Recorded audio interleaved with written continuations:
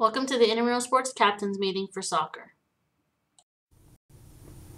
Following the PowerPoint, you'll be required to complete a quiz in order for your team to complete the pre-registration process. It is your job as the team captain to relay this information to your teammates. All participants are responsible for the rules and intramural sports policies posted on IM Leagues on the left-hand side toolbar. Ignorance of the rules is not an excuse for their violation.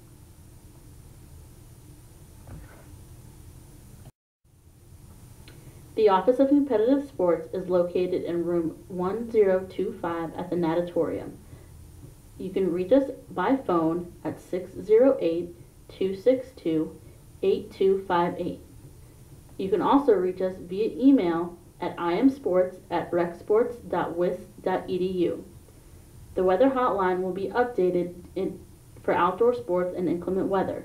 The weather hotline phone number is 608-262-4756. Please connect with us via social media.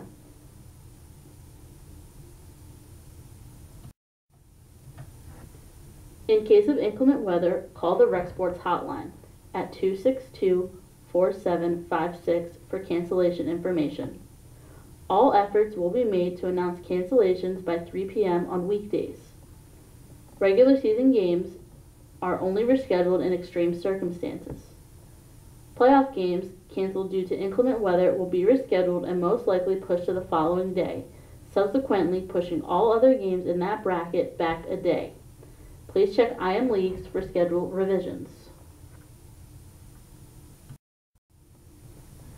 Teams wishing to cancel a game must have their team captain or co-captain email the Intramural Sports Office, administrative staff at imsports@recsports.wisc.edu by 12 p.m. day of the contest with their name, team name, league of play, intent to cancel. Once a cancellation is granted, the request cannot be overturned. Cancellations made after 12 p.m. the day of the contest will result in the team being charged the $25 default fee. Phone cancellations will no longer be accepted by the Intramural Sports Office. A default occurs if less than the minimum number of required players of the team have checked in with the supervisor at the scheduled location within 10 minutes of the scheduled time of the contest. The supervisor will declare the contest a default. A default carries a $25 fee which can be paid online using your IM Leagues account. Eligibility. In order to participate in intramural sports, one of the following criteria must be met. All fee-paying students are eligible to participate. Faculty and staff members must have a valid Rec Sports membership. All Rec Sports participants must activate their account on IM Leagues prior to playing in an intramural sports game. Participants may only compete on one single-gender team and one co-rec team. Participants are not allowed to play on two single-gender teams or two co-rec teams. Captains are responsible for ensuring the accuracy of their team's roster before playoffs begin. Rosters may be viewed at any time on IM Leagues. Players may be added to their roster anytime online at IM Leagues or the game site, provided they are eligible to meet all of the requirements. Any team that uses an ineligible player during the regular season will forfeit that game. Any team that uses an ineligible player during the playoffs will forfeit the game and be immediately dropped from further competition. All participants must have a valid UWID card or Rec Sports membership card that swipes into Fusion. If a participant forgets their UWID card, they can still gain access by using a courtesy pass as long as they have another valid photo ID or have a picture in Fusion. Valid photo IDs include a photo in Fusion's profile, driver's license, passport, or any government-issued photo ID. Courtesy passes may be used up to 6 times per semester for participants. This includes entries into the facilities. Numbers are reset at the beginning of every semester. The following chart is a breakdown of sportsmanship ratings. Sportsmanship ratings are affected by teams, participants, and spectators' conducts before, during, and after a contest. All teams that achieved a 4.0 higher sportsmanship rating have less than 2 forfeits, cancellations, defaults, or any combination of the aforementioned, achieve a regular season record of 500 or better, will automatically be entered into playoffs. Others will advance if not given the opportunity to play 50% or more of their regularly scheduled games. For example, games canceled due to rain, not including defaults and cancellations, will be placed into the playoffs. The day following the end of the regular season, a blank bracket will be posted in the morning. Teams will be ranked by their winning percentage, with a tiebreaker being accumulated sportsmanship points. Further ties will be broken randomly by the system. Starting at 5 p.m., teams will select their position on the bracket based on their rank. Note: focus on your team's best days, times to play throughout the playoffs more than the competition level. If a qualifying team misses their designated slot time, they can jump in the order where it stands and select at that time. Qualifying teams that fail to select their spot in the draft prior to its conclusion will randomly be assigned to an open spot by the league coordinator. Regular season games will not be rescheduled. Playoff games will only be rescheduled due to conflict with other intramural sports activities and academic conflicts, class, lab, and exams, that result in a team not having the minimum number required to start a game. Teams wishing to reschedule a game must submit a reschedule request form located on the Rec Sports website under the Intramural Sports tab by 12 p.m. the business day prior to the game. Proof of conflicts must be uploaded into the form located on the website. Protest. If a team feels an intramural sports staff members has enforced a rule or policy incorrectly, they must call a timeout immediately following the ruling in question. The intramural sports supervisor will then make a decision regarding the correct ruling and how to proceed. If the intramural sports supervisor is unable to make a decision, the game will be played under protest, and the intramural sports administrative staff will make a decision the following business day. Only rule interpretation and player eligibility can be protested. Note: the judgment of an official may not be protested.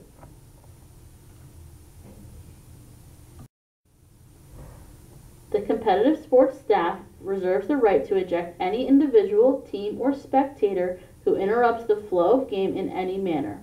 Players may be ejected before, during, or after any contest and by any Rec Sports staff member.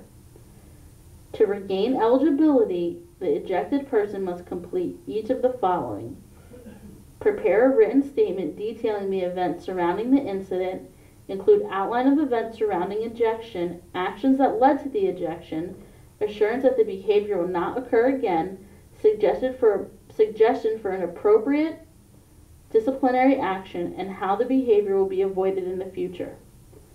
The statement should be sent to the coordinator of competitive sports. Next, you must schedule an appointment to meet with the coordinator of competitive sports. Please check out the intramural handbook for further information.